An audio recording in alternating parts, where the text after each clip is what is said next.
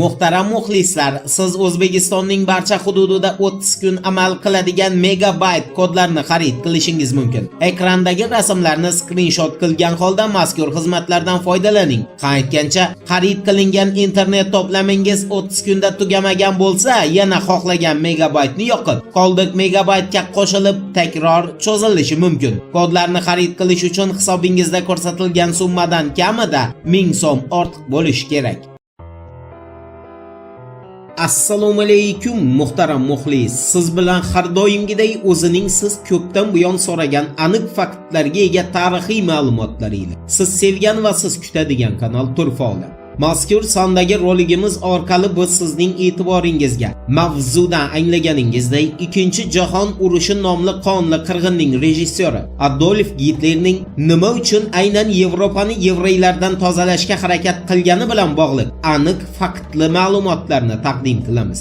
Marhamat, tomosha qiling.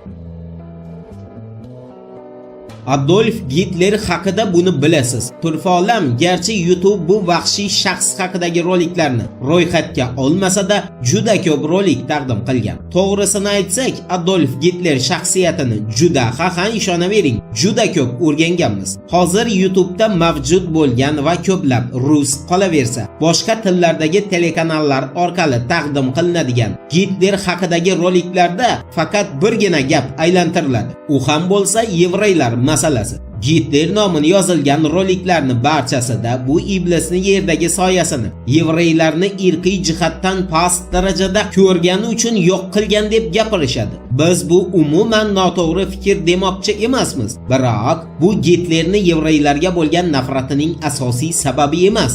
Agar shu narsani bilmasangiz eslatib o'tamiz. Dunyodagi shu kunga qadar hukm surgan diktatorlar ichida Adolf Gitler birinchi bo'lib 1942-yilda Islom dini terror emas deya rasman bayonot bergan hukmdor sanaladi. Gitler shaxsiyati avvalambor unga 1928-yilda homiylar topilganidan so'ng shakllangani yo'q, shuni unutmang. Bu aslida ichida butun yer sayyorasiga yetadigan nafratni yashirgan shaxs 1924-yilning 20-dekabr kuni u Landsburg qamoqxonasidan ozod bo'lgan kun shakllanib bo'lgan. Gitlerni o'sha paytda aniq sanalarda 1924-yilning mart oyida 5 yilga ozodlikdan mahrum qilishgan. Biroq u nimagadir 9 oydan so'ng qamoqdan ozod qilinadi. Uning uchun 200 oltin marka jarima pulni ham ismi sir tutilgan homiylar to'laydi. Biz bu ismi sir tutilgan homiylar so'zini bekorga aytganimiz yo'q. Negaki, aynan o'sha homiylar Ikkinchi jahon urushi boshlanishi va yevreylarni ommaviy qirg'in qilinishining boshida, ammo faqat soyada turadi. Endi asosiy faktlar. Gitlerni millionlab nusxada bosilib chiqib, o'sha paytlarda majburan sotilgan Mein Kampf, ya'ni Mening kurashim asari. Buni bilmasangiz kerak, 2 tomdan iborat. Uni birinchi tomi 1925-yilda bosilib chiqadi, ikkinchi tomi esa 1926-yilda chop qilinadi. Shu narsani unutmangki, Mein Kampfni ikkinchi tomini Gitlerning o'zi yozgan emas. Bu paytda uni kitob yozish u yoqda tursin, uzoqdan ko'zga tashlanadigan antika mo'ylovga ham vaqti yo'q edi.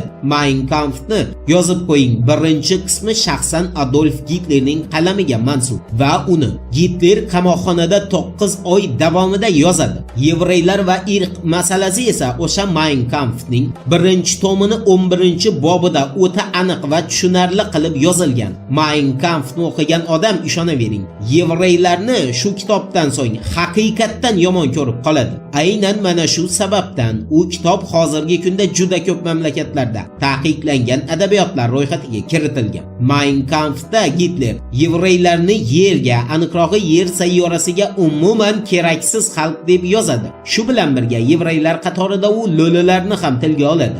Eng pastki pog'onada esa, ya'ni Gitlerning yerda yashashga qisman haqli xalqlar ro'yxatini eng pastki pog'onasida qora tanlilar qayd qilingan. Gitler ularni umuman odamlar yonida, ular bilan bir havodan nafas olishga haqsiz xalq deb yozadi.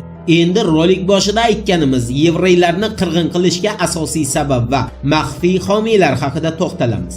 Adolf Gitler buni ilgari aytganmiz, eng ko'p kitob va gazeta jurnal o'qiydigan hukmdorlardan sanalgan va u e'tibor bering, tarixni, ayniqsa dinlar tarixini juda yaxshi bilgan. 1727-yilning 26-aprel kuni Rossiya imperatritsasi Yekaterina I yevreylarni Rossiya imperiyasidan badarg'a qilish to'g'risida qaror chiqaradi. Undan so'ng 1742-yilda xuddi shunday mazmundagi qarorga imperatrica Yelizaveta Petrovna ham imzo chekadi. 1787-yilda esa yevreylarni Avstriya-Vengriya imperiyasining poytaxti Venadan quvg'in qilish boshlanadi va 1784-yilda bu quvg'in qilish o'zining Everestiga chiqadi. 1871-yilda yevreylarni endi Odessada quvg'in emas, qirg'in qilish boshlanadi. 1878-yilda Avstriyada birinchi yevreylarni yo'q qilishga xizmat qiladigan xalqaro miqyosdagi partiya Adolf Stecker tomonidan tashkil qilinadi.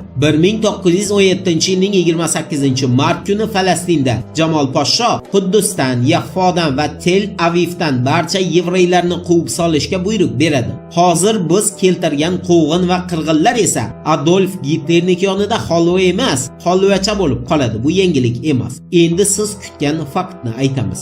Adolf Gitlerning yevreylarni qirg'in qilishiga sabab bu yevreylarni oldiniga yer bilan bir bo'lib kelib, keyin o'sha yerda o'z hukmronligini o'rnatishi va o'zini hukmdordek tutishi edi. Yuqorida biz keltirgan quvg'in va qirg'inlarning barchasi, eslab qolib yozib qo'ying, yevreylarni o'sha mamlakat hukumatini va yerli xalq vakillarini qarzga botirib sudxo'rlik qilgan edi.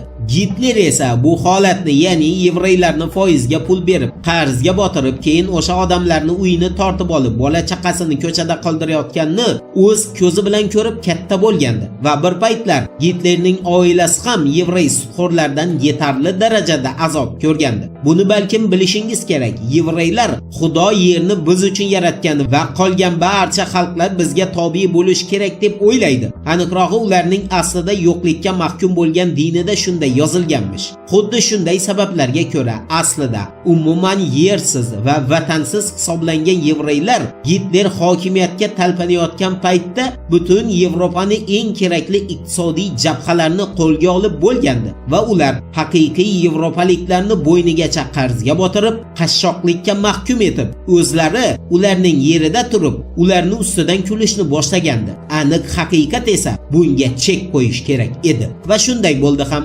Xuddi shunday bir vaqtda haligi ismlari maxfiy tutilgan bir qancha yirik investorlarga yevreylarga nisbatan o'ziga xos nafratga ega odam kerak edi. Bu esa ham qamoqxonada rassom bo'la olmagandan, qolaversa hayotda ishi yurishmagandan, o'ziga o'zi achinib qog'oz qoralayotgan Adolf Gitler edi. Ular Gitlerni ozod qilib, Gitlerga oldiniga yetarli darajada homiylik qiladi. Biroq Gitler ular chizib bergan chiziqdan yurmagani uchun o'sha maxfiy homiylar zudlik bilan Yevropani tark etadi. Bu paytda esa Gitler allaqachon yarim Yevropani qonga botirib bo'lgandi. Tushunarli qilib aytganda, uni ortga qaytarib, qaytadan qamoqqa tiqishning imkoni yo'q edi. Kim ekan u maxfiy homiylar deydigan muxlislarimiz diqqatiga.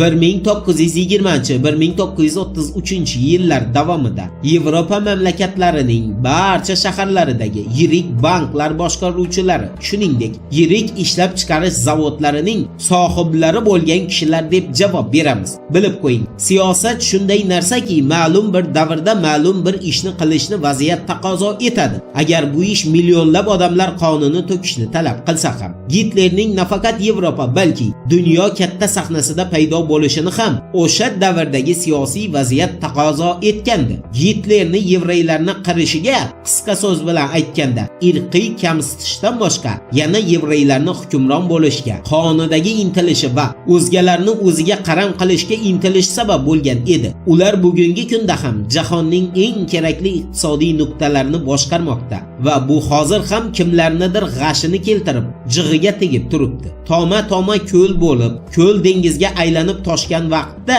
odamlar bunday kunlarni qirg'in yoki ommaviy qatl deb aytadilar. Aslida esa o'sha paytda bunday ishlar vaziyat taqozosi bilan amalga oshgan bo'ladi. Ishonamizki, mavzuni sizda bu mavzu bo'yicha umuman boshqa savol tug'ilmaydigan darajada bayon qila oldik. Turfa olamda qoling, siz bilmagan, biroq bilishni istagan kerakli ma'lumotlar xil oldin.